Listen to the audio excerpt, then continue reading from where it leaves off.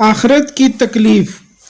عید کی آمد تھی۔ دونوں صاحبزادیاں اپنے شفیق باپ کے پاس آئیں اور بولیں، ابا حضور، عید کا دن قریب آ رہا ہے، ہمارے پاس پہننے کے لیے کوئی نیا جوڑا نہیں ہے۔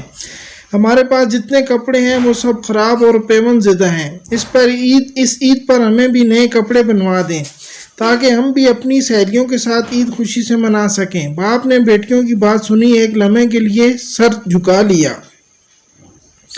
چاروں طرف خاموشی پھیل گئی تھی۔ مہربان باپ دیر تک سر جھکائے کچھ سوچتا رہا، پھر اپنی بچیوں سے مخاطب ہوا، میری بچیوں، جو کپڑے تم نے پہن رکھے ہیں انہیں دھو لو اور عید کے روز یہی کپڑے پہن لینا۔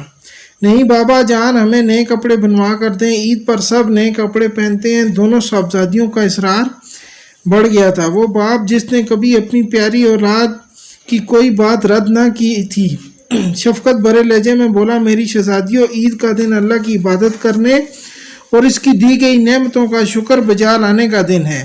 اس دن نئے کپڑے پہننا فرض تو نہیں، لیکن صاحبزادیاں تھیں کہ ضد کیے جا رہی تھی۔ جب دونوں کی ضد اور اصرار حد سے بڑھ گیا اور باپ نے کوئی جواب نہ دیا تو صاحبزادیوں کی آنکھوں میں آنسو آ گئے۔ صاحبزادیاں روتے ہوئے باپ سے لپٹ گئیں۔ باپ تو پھر باپ تھا، آخر کہاں تک برداشت کرتا؟ باپ بھی کون، وقت کا خلیفہ، جی ہاں، امیر المومنین حضرت عمر بن عبدالعزیز رحمۃ اللہ علیہ، جن کی عمارت کی گواہی مدینہ کی گلیاں دیا کرتی تھیں۔ جب حضرت عمر بن عبدالعزیز مدینہ کے گورنر بنائے گئے تو اس وقت ان کا ذاتی ساز و سامان اس قدر وسیع اور عظیم تھا کہ صرف اسی سے پورے 30 اونٹ لاد کر مدینہ منورہ بھیجے گئے۔ جسم اس قدر تر و تازہ تھا کہ ہزار بند پیٹ کے پٹوں میں غائب ہو جاتا تھا۔ خوبصورت لباس سے عطریات کے بے حد شوقین تھے۔ نفاست پسندی کا یہ عالم تھا کہ جس کپڑے کو دوسرے لوگ آپ کے جسم پر ایک دفعہ دیکھ لیتے تھے دوبارہ نہیں دیکھتے تھے۔ خوشبو کے لیے مشک اور عنبر استعمال کرتے تھے۔ کہنے والوں نے کہا کہ ہماری سلطنت میں سب سے زیادہ خوش لباس، معطر اور خوش خرام شخص عمر بن عبدالعزیز تھے۔ آپ جس طرف سے گزرتے تھے گلیاں اور بازار خوشبو میں نہا جاتے، لیکن جس دن خلیفہ اسلام بنائے گئے آپ نے ساری جاگیریں اصل مالکوں کو واپس کر دیں اور فرش، لباس، عطریات، ساز و سامان، محلات، لونڈی اور غلام اور سواریاں سب بیچ دیے اور قیمت بیت المال میں داخل کر دی۔ آپ کے پاس صرف ایک جوڑا رہتا تھا، جب وہ میلا ہوتا اسی کو دھو کر پہن لیتے تھے۔ خلیفہ وقت اپنی صاحبزادیوں کے آنسو برداشت نہ کر پائے، دل بھر آیا۔ بیت المال کے نگران کو بلاوا بھیجا گیا۔ خلیفہ کہنے لگے، مجھے 1 ماہ کی پیشگی تنخواہ چاہیے۔ نگران نے عرض کیا، کیا آپ کو یقین ہے کہ آپ پیشگی تنخواہ وصول کر لینے کے بعد 1 ماہ تک زندہ رہیں گے؟